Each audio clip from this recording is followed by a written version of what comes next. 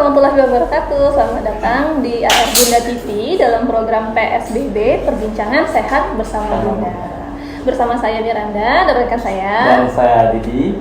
Nah, Sobat Bunda, hari ini kita akan membahas mengenai penyakit hepatitis nih, Kak. Iya, penyakit hepatitis. Yang banyak kita tahu ada hepatitis A, hepatitis B, dan sebagainya. Dan yang akan kita bahas di sini adalah penyakit hepatitis A. Hepatitis A. Untuk mengenal lebih jauh masalah penyakit hepatitis ini akan kita bahas nih, Kak, sama dokter spesialisnya nih. Iya, udah sama dokter kita. spesialis Ada Dokter Depta Antoridi, SPPD, KGEH, Finasim, spesialis penyakit dalam dari Rumah Sakit Bunda Prabu Muli. Selamat datang. Assalamualaikum. Waalaikumsalam. Nah, Sobat Bunda, Pak, berbicara masalah penyakit hepatitis ini, sebenarnya hepatitis itu apa sih? Dan penyebabnya apa nih, Pak? Hepatitis itu merupakan penyakit yang menyerang hati atau hepar. Jadi hepatitis itu banyak macamnya. Nah, yang mungkin yang kita bahas hari ini adalah hepatitis virus.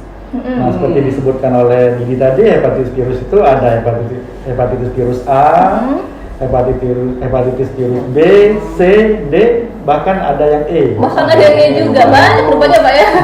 Ternyata banyak ya jenis virus hepatitis itu ya, Pak ya. Penyebabnya sendiri ini apa sih, Pak, penyakit hepatitis ini sebenarnya? Seperti saya katakan tadi bahwa hepatitis itu adalah hepatitis A tadi, hepatitis yang disebabkan oleh virus hepatitis A. Jadi penyebabnya adalah virus. Kan banyak penyebab lain, bisa jamur atau autoimun atau yang lain-lainnya. Nah, untuk gejala nih, Pak. Kalau untuk gejala hepatitis A ini biasanya apa yang timbul, Pak? Gejala ya.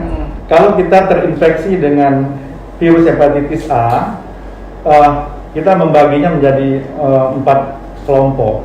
Pertama kita apabila virus masuk ke dalam tubuh kita, sebelum timbul gejala itu namanya fase inkubasi. Nah, biasanya inkubasi ini 2 sampai 6 minggu, rata-rata sih 1 bulan gitu ya. Oh, cukup panjang ya. Jadi apabila kita terinfeksi bukan langsung timbul gejala, tapi virusnya masuk dulu, berkembang biak.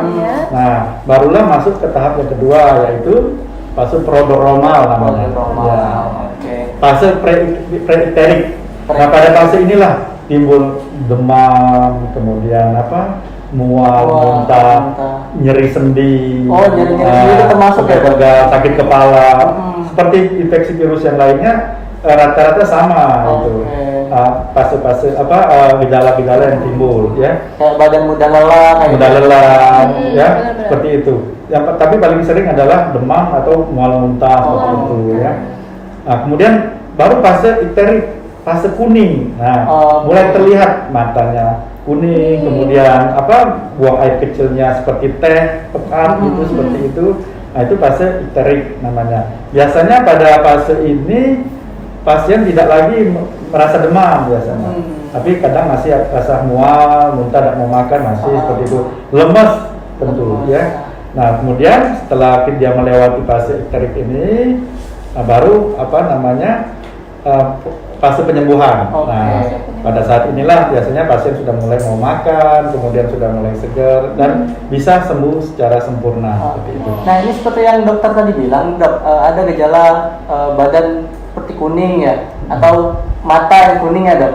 Itu sama seperti penyakit kuning atau gimana, Dok? Ya, seperti kita katakan tadi bahwa hepatitis itu adalah penyakit peradangan hati ya. Kenapa timbul kuning? Karena meningkatnya bilirubin yang di dalam tubuh kita. Bilirubin itu biasanya dihasilkan oleh hati, ya. Di metabolisme dalam hati. Makanya dia akan meningkat. Nah, bilirubin ini meningkat karena adanya proses peradangan di hati yang menyebabkan kerusakan hati. Jadi hepatitis A ini sendiri biasa kita kenal di kalangan masyarakat itu sakit kuning. Nah, Dok, untuk penularannya sendiri nih, sebenarnya penularan hepatitis ini seperti apa? Tahan dulu, Dok, jangan dijawab dulu, akan ada informasi yang satu ini yang mau lewat.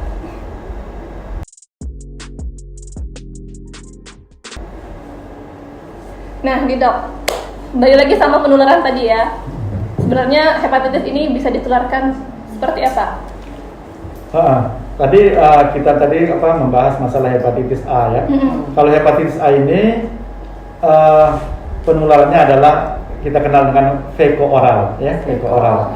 Jadi apabila kita terinfeksi hepatitis virus A yang diperoleh dari makanan ataupun tangan kita yang terkontak dengan virus hepatitis A, yang kita masukkan dalam mulut kita, kemudian masuk ke dalam usus dan melewati hati. Nah, itulah terjadinya peradangan di hati. Kemudian setelah di peradangan di hati mereka berkembang biak, kemudian masuk lagi ke dalam usus, ya, usus kecil kita, terus dibuang melalui feses. Jadi bisa saja feses kita yang kita keluarkan bisa dibawa mungkin oleh apalah gitu ya, yang terkontaminasi dengan makanan kita. Kemudian mungkin tempat-tempat yang tidak sehat, yang kotor, yang higienisnya kurang. Nah, ini mudah sekali menularkan virus hepatitis A. Sama seperti penyakit tipes, seperti itu juga. Dan apabila kadang sering kita temukan kasus-kasus seperti ini pada daerah-daerah yang banyak anak kos gitu ya. Nah, yang sering makan di pinggir jalan gitu, yang kurang memperhatikan kesehatan, apakah mungkin makanannya terkontaminasi atau mungkin masaknya sendiri yang kurang bersih gitu. Apalagi untuk anak kos yang mungkin untuk kamar mandinya masih gabung ya dok ya? Iya. Sebenarnya kalau kita menjalani protokol kesehatan mungkin tidak tertular. Nggak mungkin tertular ya. Berarti dengan kontak fisik pun bisa ya dok tertular? Kontak fisik erat bisa saja. Kalau kita terkontak dengan virus seperti itu yang mungkin dibawa oleh orang yang sakit tadi, ya bisa saja kalau kita tetap tadi protokol kesehatan. Jadi apabila kita menyentuh sesuatu harus dibersihkan, kemudian makanan yang kita makan itu juga harus bersih. Seperti saya katakan tadi, feko oral harus melalui makanan. Hati-hati nih. Buat hobi makan di pinggir jalan lebih baik ya untuk hati-hati dan memilih tempat makanan yang baik. Nah, untuk cara pengobatan nih dok atau pemeriksaan khusus untuk hepatitis A ini apa sih dok? Mungkin kalau kita sudah di rumah sakit, kalau kita menemukan pasien yang kuning, kita harus singkirkan dulu penyakit yang lain. Nah, untuk hepatitis virus A ini kita namanya ada pemeriksaan laboratorium, namanya pemeriksaan anti hepatitis A virus atau IgM. Apabila ini positif berarti dia sudah terinfeksi dengan virus hepatitis A. Nah, karena pemeriksaan untuk yang virus hepatitis yang lain ada lagi cara yang lain. Apa yang diperiksa juga beda. Kemudian kita bisa memeriksa USG juga untuk menyingkirkan penyakit yang lain. Kan USG sangat penting untuk menyingkirkan misalnya penyakit apakah ini kelainan empedu seperti itu atau penyakit yang lainnya. Seperti itu. Jadi dari hasil USG itu kita bisa tahu nih penyakitnya ini hepatitis A atau bukan. Ini penyakit apa itu? Dengan USG kita bisa menyingkirkan juga penyakit yang lain. Tapi tetap diagnosis pastinya adalah kita menemukan imunoglobulin M tadi khusus untuk hepatitis A. Setelah hasil lab tadi ya dok ya. Nah, untuk pencegahannya sendiri nih dok, biar nggak takut tertular nih. Jangan takut ya dok. Jangan takut kan mau jajan di luar. Kalau kita sudah menjalani protokol kesehatan, apalagi kita sudah terbiasa di era pandemi ini. Iya benar. Jangan kontak erat dengan penderita, terus selalu cuci tangan, biasakan lingkungan kita bersih gitu. Karena dan hepatitis A ini juga sebenarnya pengobatannya juga tidak khusus, cukup kita dengan meningkatkan imun kita, terus istirahat dengan total, istirahat dengan baik dan makanan yang bergizi, mungkin kita sudah bisa mengobati atau mengatasi hepatitis A ini. Jadi kuncinya cukup dengan makan yang sehat ya dok, perilaku hidup sehat, dan berolahraga ya mungkin ya dok ya. Tentunya pasti olahraga penting. Nah, informasi ini berguna banget ya Kak, bermanfaat Iya, banget benar. nih. Terima kasih banget dokter udah mau sharing sama kita Iya, di program terima kasih PSBB banget. ini.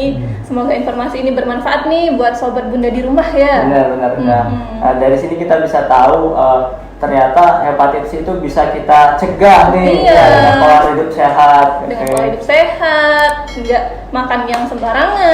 Benar, jangan barang lagi. Hati-hati loh Kak.